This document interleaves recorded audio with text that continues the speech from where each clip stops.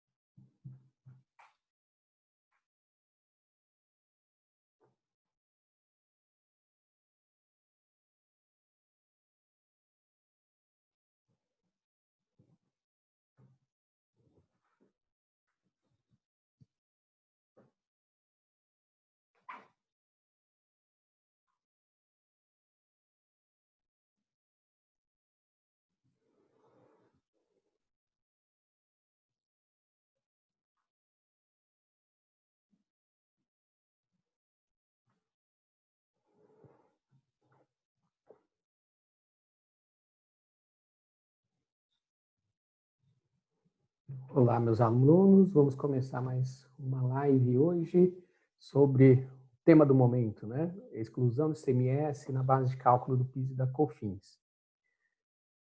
Na EFD Contribuições, então a gente está tratando de um tema que é o lançamento do crédito tributário, um tema importantíssimo, uma demanda importante, porque nesse momento de pandemia, tudo que a gente precisa é de menor desembolso de caixa para gerar menor pagamento de tributos, e a discussão da exclusão do ICMS ela já vem desde 2005, né, até o período do primeiro ingresso da ação judicial. Aqui, em respeito à pontualidade, né, dos alunos já ingressantes, vamos, antes de mais nada, me apresentar. Meu nome é Rogério Bezerra Ramos, sou sócio fundador da Personalize Cursos Treinamentos Empresariais. Estou encerrando o meu mestrado em contabilidade pela FECAP, né, o Centro Universitário Álvares Penteado. Sou contador, advogado, analista de sistemas, professor universitário. Também fiz especialização em Direito Tributário pela PUC. Atuei como consultor tributário na área de imposto de renda, PIS, COFINS, contabilidade e FRS. Atuo há mais de 20 anos, já trabalhei em consultoria de grande porte e autor de alguns livros, né, como Guia do PIS e COFINS, da antiga editora IOB. E vamos hoje entrar nesse desafio. Claro que um conteúdo de 1 hora, com certeza, não seria suficiente para a gente tratar toda a questão. Mas aproveito, né, já para fazer um convite para vocês adquirirem esse treinamento. Vou deixar em todas as mídias sociais aqui, essa apresentação tem todos os meus contatos, mas tenho o site, né, www.personalizecursos.com.br. Também aqui o meu site, www.personalizecursos.com.br. Então, eu tenho o Instagram, o LinkedIn, Facebook. No final dessa apresentação estão tudo à disposição. Esse treinamento valerá 8 pontos no programa de educação continuada do CRC, programado para o dia 19 de agosto de 2020. Então, daqui 2 dias. Estou fazendo essa live para aproveitar, né, já mostrar aqui os pontos interessantes, mas, claro, com conteúdo também. Então, legal. Vamos entrar aqui no primeiro raciocínio, que quando a gente pretende se aprofundar nesse tema, a primeira indicação que eu faço é acessar o site do stf.gov.br e vamos buscar sobre a repercussão geral, né? É um tema que é a tese, é o tema 69, inclusão do ICMS na base de cálculo do PIS e da COFINS. Relator, ministra Carmen Lúcia. O que a gente vai observar que a tese jurídica é diferente do que a gente fala do nosso linguajar na área contábil e fiscal. Por quê? Quando a gente trata da inclusão do ICMS na base de cálculo do PIS e COFINS, nós estamos buscando uma declaração que a fatia do ICMS, a parcela do ICMS que está no conceito, está dentro do conteúdo Receita Bruta, e eu quero uma declaração que ela não é inclusa na base de cálculo do PIS e COFINS. É isso que eu pretendo quando eu faço o ingresso de uma ação judicial. Aí poderiam me perguntar, mas professor Rogério, por que eu tenho que ingressar com ação judicial? Por quê? Será que não é uma matéria tão tranquila em relação à exclusão do ICMS na base de cálculo do PIS e COFINS? Não é, porque essa matéria não está clara na lei, ou seja, na Lei 9.718 não tem previsto isso, na Lei 10.637, na Lei 10.833 também não tem previsto isso, e foi aberta foi desde 2005, as empresas começaram a entrar com ação judicial, também foi bem a época que eu estava finalizando minha especialização lá na PUC, em São Paulo, que tínhamos os professores discutindo já essa tese do o conceito de receita bruta. Então, qual é o conceito de receita bruta para efeito de PIS e COFINS? A matéria, ela é tão importante que ela foi declarada aqui repercussão geral. São raras matérias. E o que isso significa? Que, declarada a repercussão geral, uma resposta dada a uma matéria tão importante como essa pode alcançar outros contribuintes, mesmo aqueles que não ingressaram com a ação judicial. Então, nessa linha de raciocínio, é uma das raras matérias que tem repercussão geral, esse é o caso.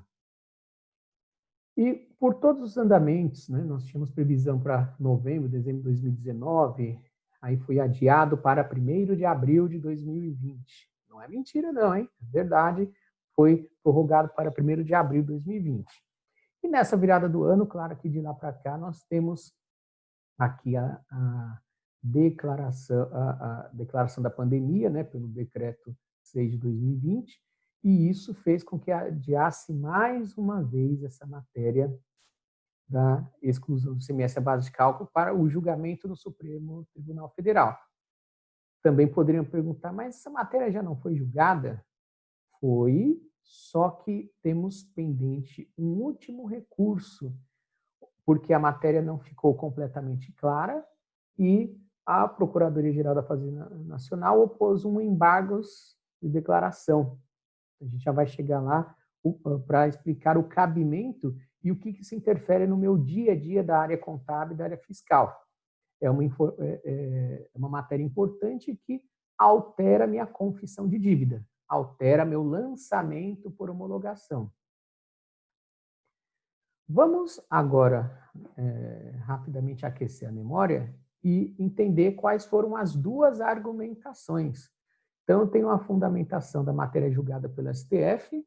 Então, eu tenho aqui a recorrente sustenta que, sendo o faturamento o somatório da receita obtida com a venda de mercadorias ou prestação de serviço, não se pode admitir a abrangência de outras parcelas que escapam à sua estrutura. O que ocorreria se o ICMS fosse incluído na base de cálculo da COFINS e do PIS, da contribuição do PIS, pois aquele tributo não constitui patrimônio ou riqueza da empresa, princípio da capacidade contributiva, tratando única e exclusivamente de ônus fiscal ao qual está sujeita. Ou seja, esse daqui foi um trecho do julgado, não é opinião minha, é trecho do julgamento do Supremo Tribunal Federal.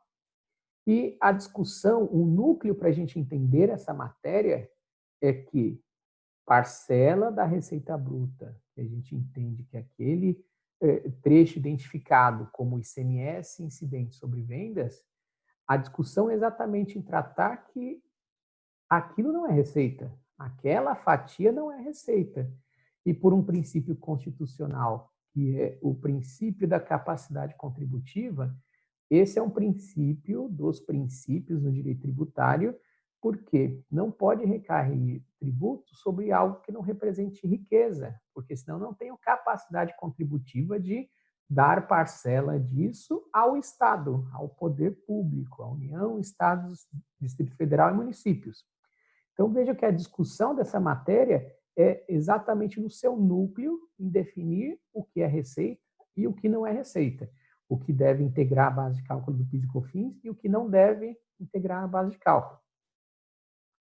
Aí o colega da área contábil fiscal poderia pensar, mas e o que isso pode interferir? É só contabilizar como uma conta redutora. Não é tão simples assim. Aqui o que eu estou discutindo é que a receita é venda de mercadoria, é prestação de serviço. Eu não vendo tributo.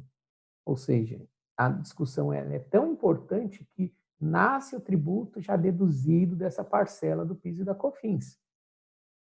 Legal.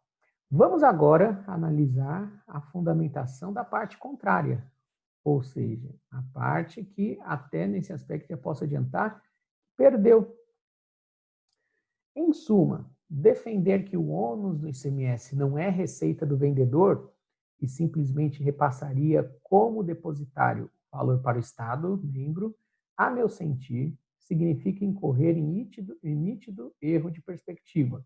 Por isso, repito, o contribuinte do ICMS não é vendedor da mercadoria e não o consumidor. O vendedor responde em nome próprio por débito tributário próprio.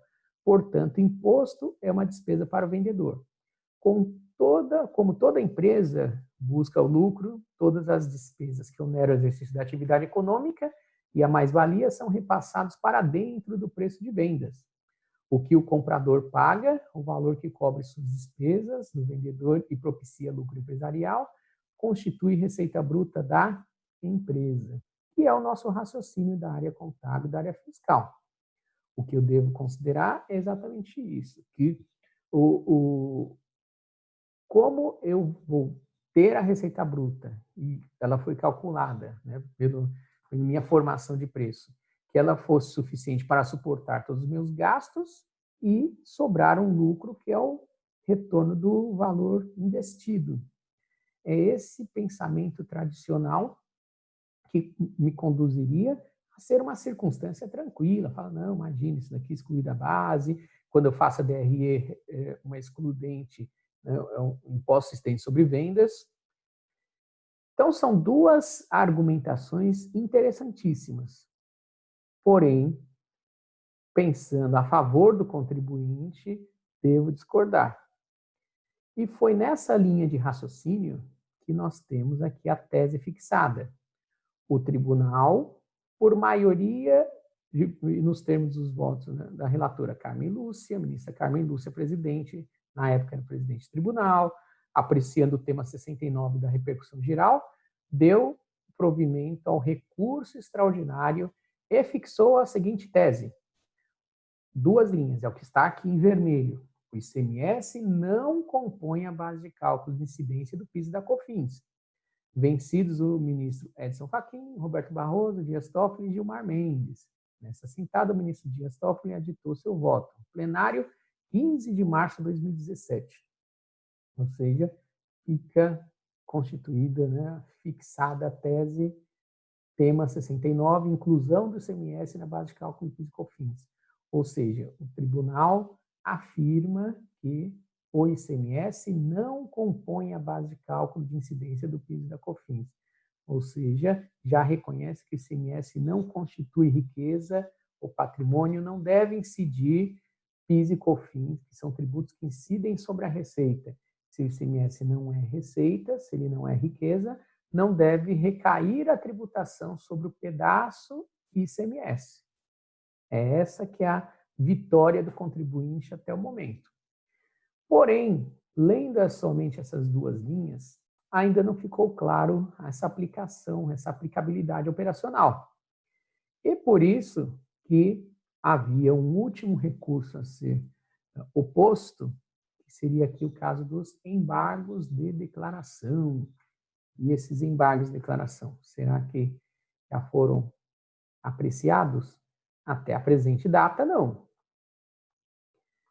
Também eu tratei aqui da repercussão geral, né? Quais são os efeitos de uma matéria de direito tributário quando a matéria é declarada a repercussão geral? Quais são os efeitos práticos disso? O Instituto foi inserido no artigo 102, parágrafo 3º da Constituição Federal e foi regulamentado posteriormente na Lei 11.418 de 2007, que acrescentou os artigos 543A e 543B do Código de Processo Civil. Isso lá na época era o Código de Processo Civil lá de 73.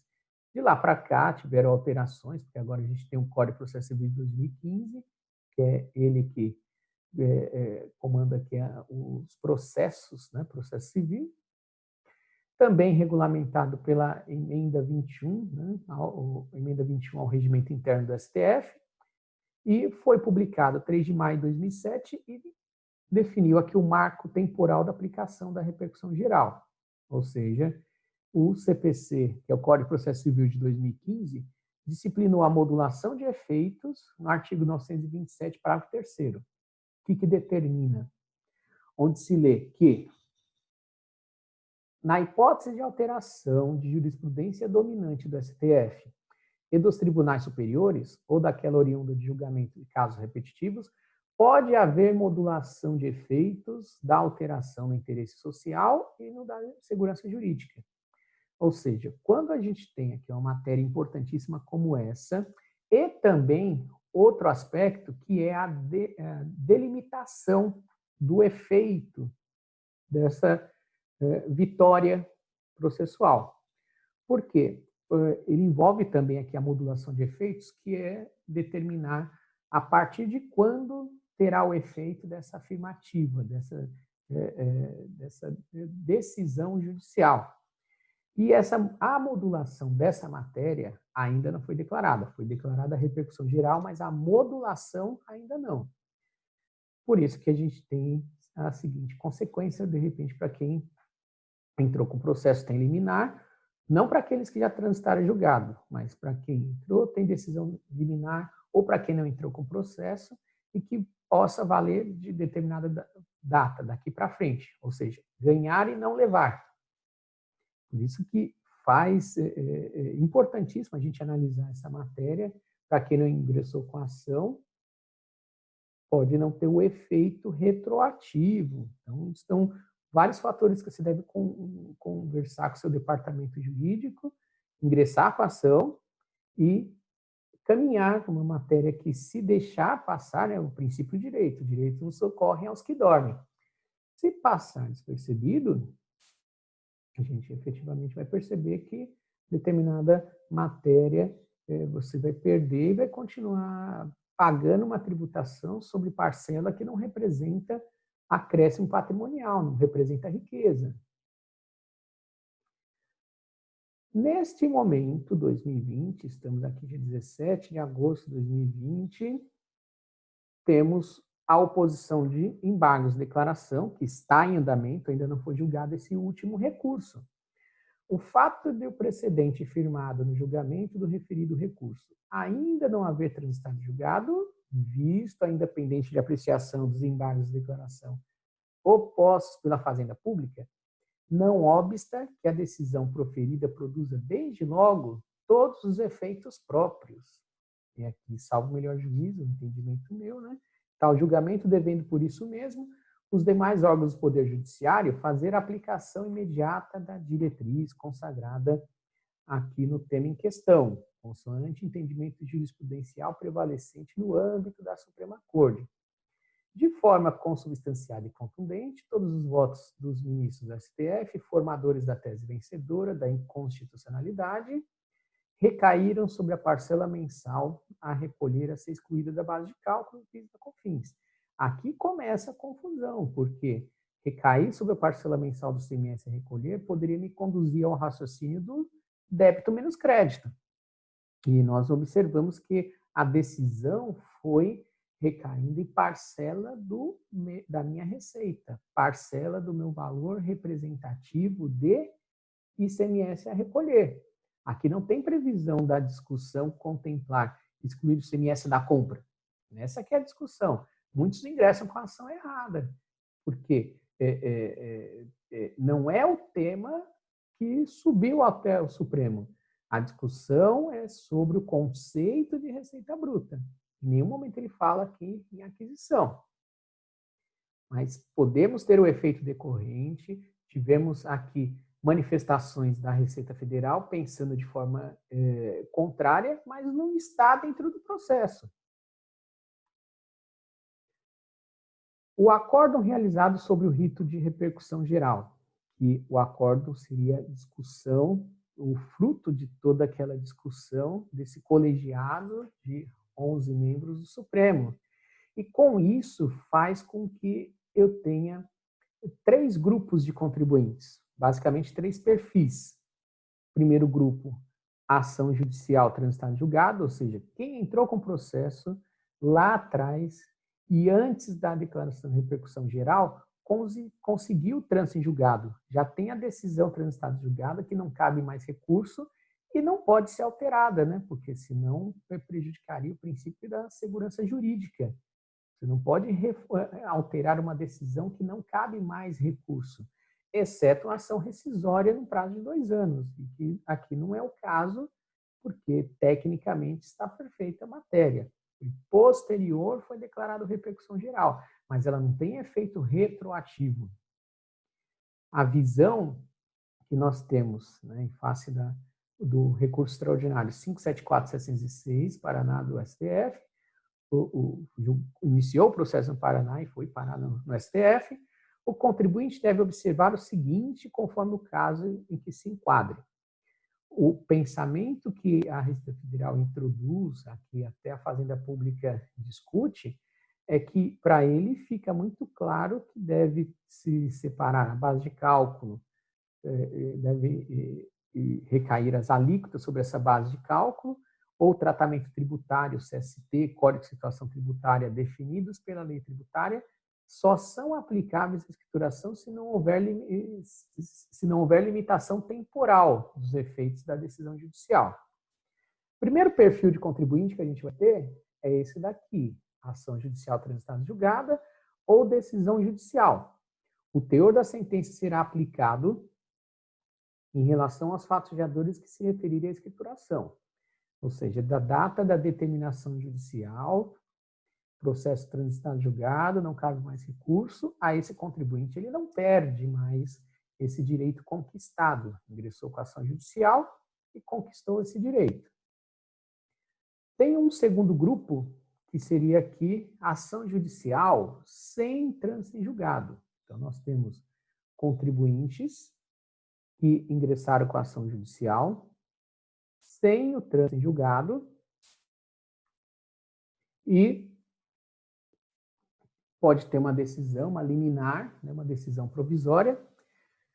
Se a sentença autorizar a suspensão da exigibilidade nas hipóteses a seguir, deve o contribuinte proceder à apuração das contribuições de acordo com a legislação, ou seja, aplica de acordo com a Receita Bruta, inclusive considerando a parcela que esteja com exigibilidade suspensa. Aqui, leia-se, aqui é o trecho da própria situação do manual, artigo 151 do CTN, suspensão da exigibilidade do crédito tributário, tem várias.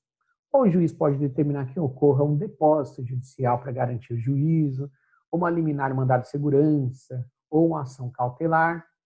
Então, nesse caso, vai indicar na EFD Contribuições no registro 1010. O que significa isso? Bloco 1, registro 10. Processo referenciado, ação judicial, fazendo constar no campo 6, desconto decisão judicial desse registro, a parcela mensal das contribuições com exigibilidade suspensa, a qual deve ser igualmente destacada e informada na DCTF. Aqui tem muito conteúdo para a gente tratar. Por quê? Quando ele menciona que é parcela com exigibilidade suspensa, várias modalidades, pode ser com depósito, sem depósito, liminar mandado de segurança, ação cautelar, e ele determina que eu faça a escrituração, ou seja, o lançamento por homologação, que é meu autolançamento, confessando uma dívida menor. Essa que é a parte mais importante do curso, que é essa discussão. Se você tem esse amparo, você vai ter a permissão de confessar a sua dívida menor, porque ele permite constar aqui desconto, decisão judicial, foi isso que foi alterado no manual, e a parcela, o efeito vai ser exatamente a exigibilidade suspensa, igualando a informação que nós temos tanto EFD Contribuições com esse desconto de decisão judicial, e igualmente a exigibilidade suspensa da DCTF. Então, eu não posso confessar uma coisa na FD Contribuições e a outra diferente na DCTF. Eu tenho que alinhar as confissões, lançamento por homologação. Esse autolançamento ele é importante. É aí que afeta o nosso dia a dia operacional. Aí eu aproveito, né, dando uma pequena pincelada, aproveitando a nossa pequena oportunidade aqui, mostrar que registro é esse, que registro novo é esse. Nós temos o registro 1010, então aqui bloco 1, dentro do bloco 1, que é o chamado complemento da escrituração, registro 10, processo referenciado, ação judicial. Então, basicamente, em relação ao processo, nós temos dois registros. Tem o 1010, processo judicial, e o 1020, processo referenciado, só que é o processo administrativo. A matéria, como nós observamos, chegou no Supremo, então praticamente é incabível a gente ter alguma discussão administrativa, porque o fisco não vai determinar nada diferente do que saiu na solução de consulta 13, até no nosso novo regulamento do PIS e da COFINS, isso normativa 1911, 2019. Então, sobra o registro 1010 mesmo. Essa matéria ela é eminentemente, o efeito dela, que a gente vai ter eventual suspensão da exigibilidade somente via registro 1010. Processo referenciado, ação judicial. Então, basicamente, o que nós alimentamos nessa primeira linha de raciocínio? Número do processo judicial. Vou alimentar aqui a sessão judiciária, qual vara, natureza da ação judicial. Aqui, recomendo, dica aos alunos, né, colegas da área contábil e fiscal, vão ter que buscar socorro ao departamento jurídico, ao advogado da causa, só com a cautela de fazer uma classificação correta, porque não existe no direito, não tem um recurso, um tipo de ação específico. Dependendo do tipo da empresa, ela pode ter várias estratégias. Uma delas, então, a gente pode ter que eliminar o mandado de segurança ou em ação cautelar. Aqui a gente vai observar também momentos do processo, cada contribuinte tem momentos diferentes. Tem contribuintes que ingressaram com a ação muito tempo atrás, outros estão entrando agora, outros tiveram suspensão da elegibilidade com depósitos, sem depósito, antecipação de tutela. Olha a outra aqui, decisão judicial vinculada ao depósito, medida judicial em que a pessoa jurídica não ingressou com a ação, súmula vinculante aprovada aqui aprovada pelo STF, decisão judicial oriunda de liminar, aí tem STJ e outras matérias. Vejam que parece ser um registro pequenininho na FD Contribuições, mas que nada, ele aumentou muito, né, a repercussão dessa matéria a cada alteração, desde a versão 28 do Manual da FD Contribuições, já sofreu várias modificações. Hoje estamos na versão 1.32 e tudo indica que o fisco, a cada momento, vai solicitar mais detalhes para quem está se aproveitando dessa menor arrecadação. O fisco ele tem prerrogativa por lei a todo momento solicitar mais detalhes. Então, o lançamento por homologação, quando a gente entrega uma declaração, isso é uma obrigação acessória no direito tributário. Nós temos a obrigação principal, que é pagar o tributo. Isso a gente cumpre no dia a dia. Mas não adianta pagar o tributo e não entregar a declaração. Então, você tem a obrigação principal e a obrigação acessória. Se eu não entrego a acessória, vai vir multa por atraso na entrega, posso ficar impedido de tirar a certidão negativa, e a empresa sem certidão negativa não vai poder participar de licitação, ou até alguns clientes solicitam certidão negativa, regularidade, e podem até perder cliente com isso. Por isso que essa matéria é muito importante. Se vocês tiverem interesse, não tiverem advogado, podem entrar em contato, eu sou advogado também, vamos discutindo, vamos deixar essa matéria no status jurídico que está. Agora, se quiserem simplesmente o treinamento, convido vocês, né? Dia 19 de agosto vai ter treinamento completo, vão ser 8 horas de dedicação sobre esse tema. Aqui estou dando uma rápida pincelada aqui para a gente entender a importância da matéria.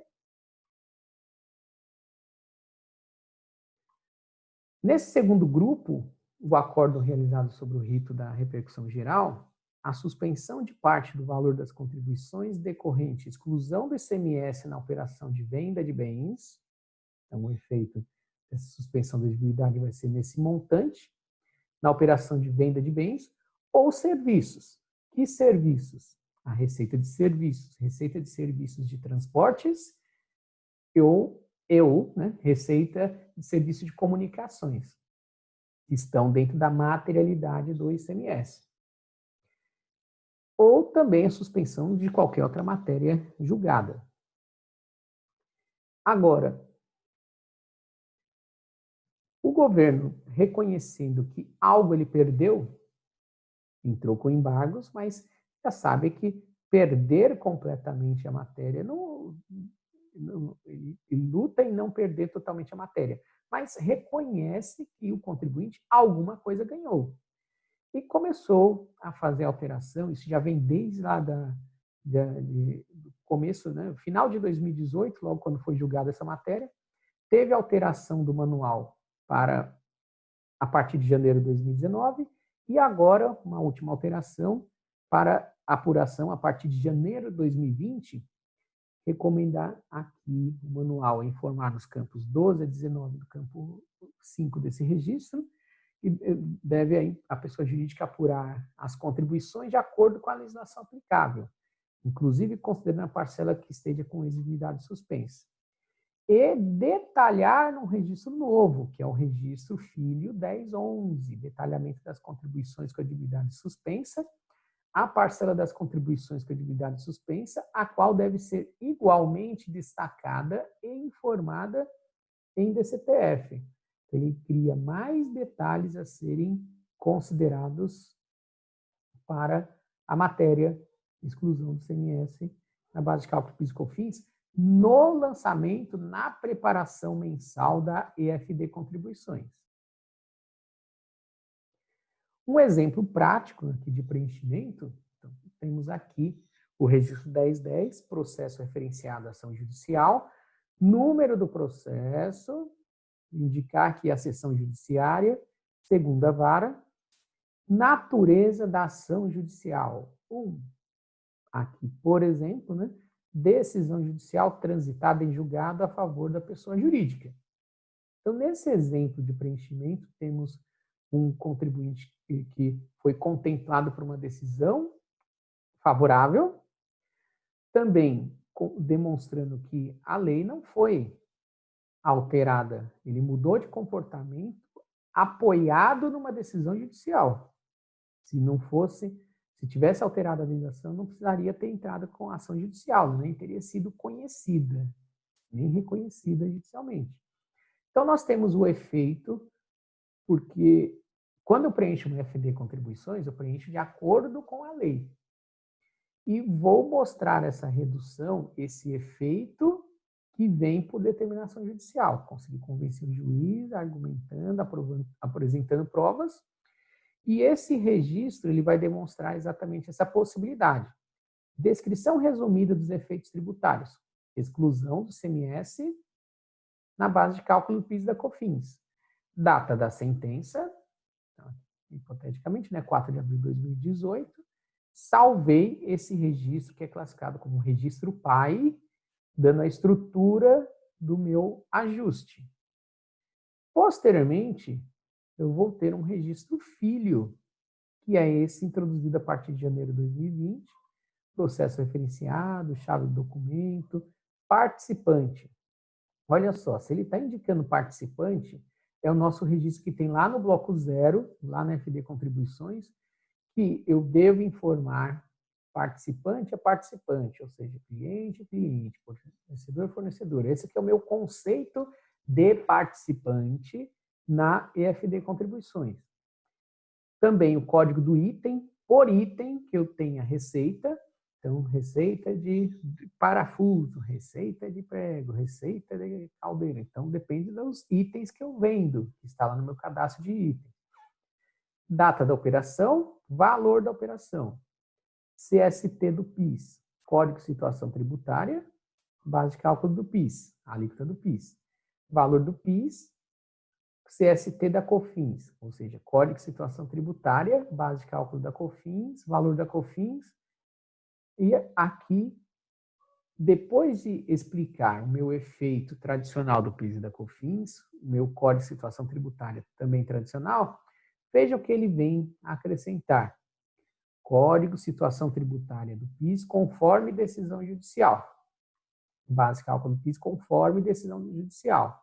Valor do PIS conforme decisão judicial. Depois, CST da COFINS, causando base de cálculo da COFINS conforme decisão judicial e valor do PIS conforme decisão judicial. Com essas 4 informações, eu vou saber o antes da decisão judicial e o depois, o conforme a decisão judicial.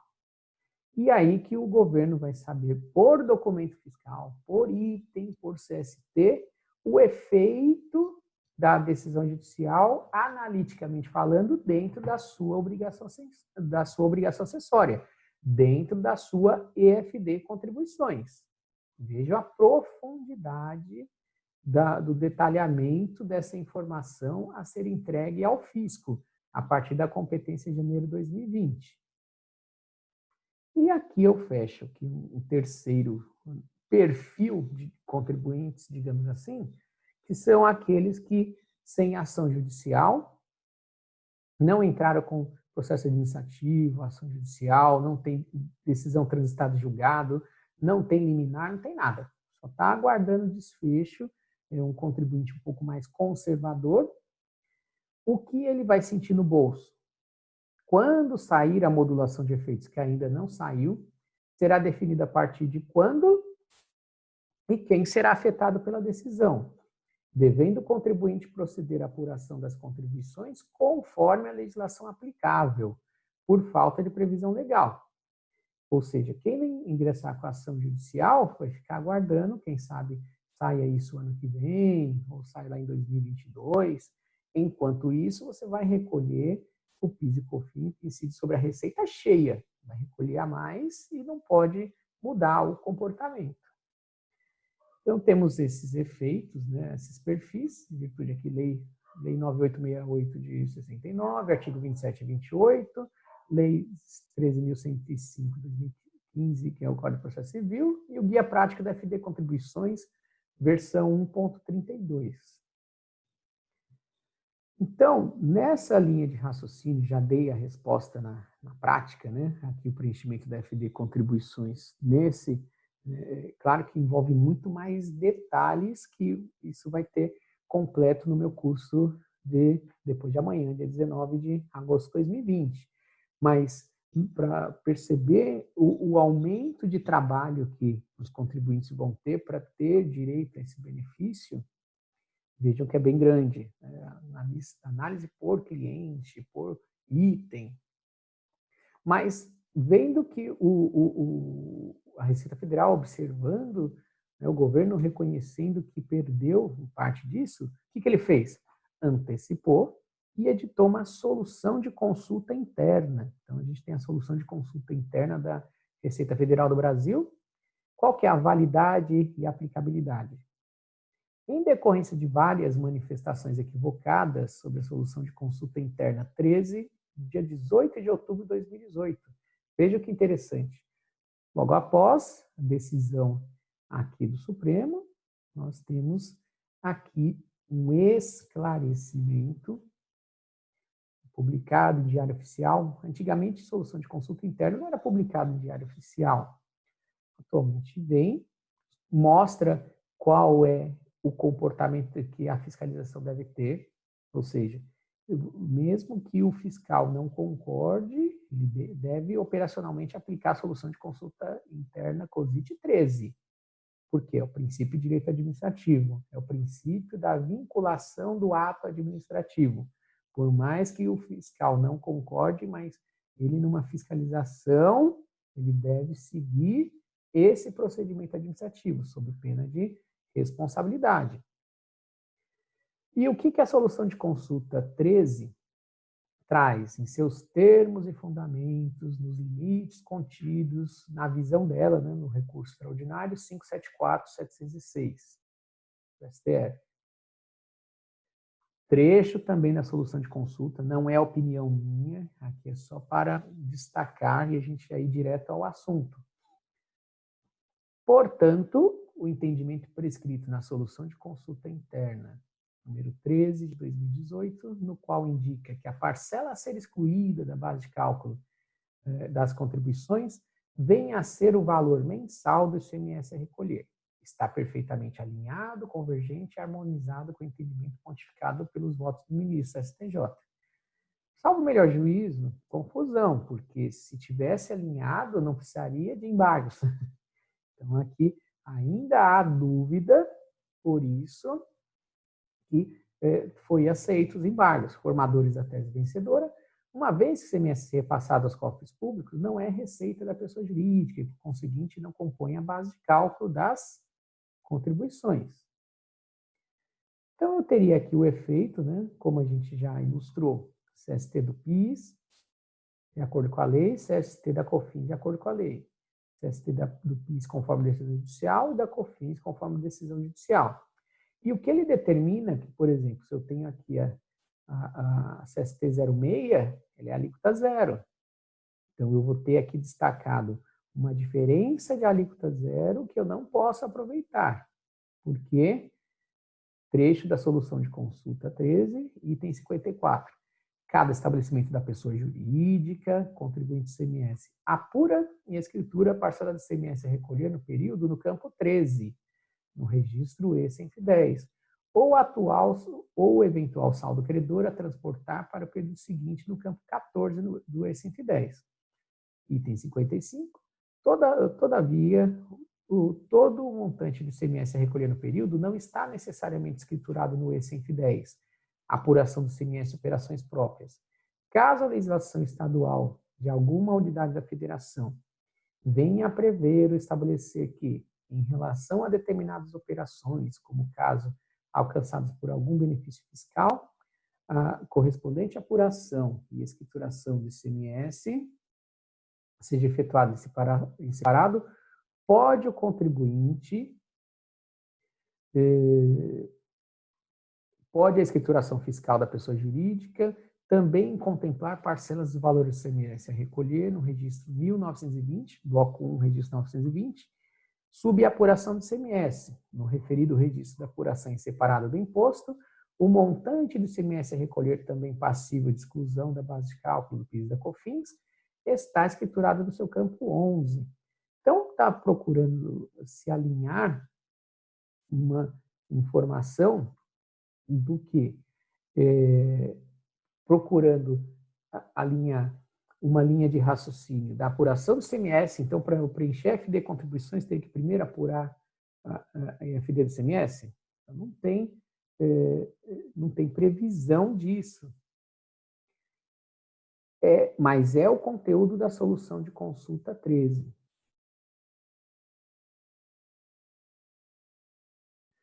Então, por causa dessa repercussão, convido vocês, né, a adquirir aqui o curso completo. Carga horária é 8 horas, vale 8 pontos no programa de educação continuada do CRC, dia 19 de agosto de 2020. Então, quem se interessar, entre em contato aqui nos contatos, né, pelo LinkedIn, Rogério Bezerra Ramos, 60 14 42 36, ou pelo Instagram, @personalize treinamentos, ou pelo Facebook, né, facebook.com/personalize curso consultoria. Meu WhatsApp, DDD11, o WhatsApp da empresa, né, 949434589. Ou, se quiserem enviar o e-mail, comercial@personalizecurso.com.br. Não deixem de se atualizar, um tema importantíssimo, e se precisarem de ingresso de ação judicial, fiquem à vontade, pois o contador e advogado, então dá para a gente montar, instrumentalizar esse processo e ir adiante. Caso não faça isso, o efeito vai ser realmente gerar um desembolso alto, né? Que sem a proteção de nenhuma decisão judicial, você não vai poder ir contrário à lei. E também o que promove é gerar o lançamento já deduzida essa parcela. Então, nesse momento, não seria só, não seria puxar sardinha para o ingresso da ação judicial. É que a questão é que chegamos a uma situação de reconhecimento pelo Tribunal Supremo, né, o Supremo Tribunal Federal, e enquanto não tiver o julgamento dos embargos, o efeito prático vai ser exatamente esse. Legal? Então, não sei se tem questionamento aqui, a aluna Roberta, se tem algum questionamento para fazer, mas deixo todos os contatos. Gostaria muito de agradecer a participação aqui, o acesso, e também informando que isso vai toda essa live eu vou subir para o YouTube, né, subir ao canal da empresa, Personalize Treinamentos Empresariais, vai ficar à disposição, fiquem em dúvida, né, aqui, se tiver alguma questão, né, a aluna levantou a mão, vamos ver se tem alguma questão. Tem alguma questão, aluna?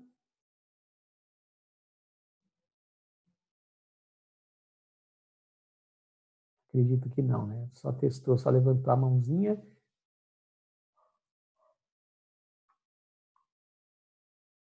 Legal, se quiser fazer pergunta, pode perguntar.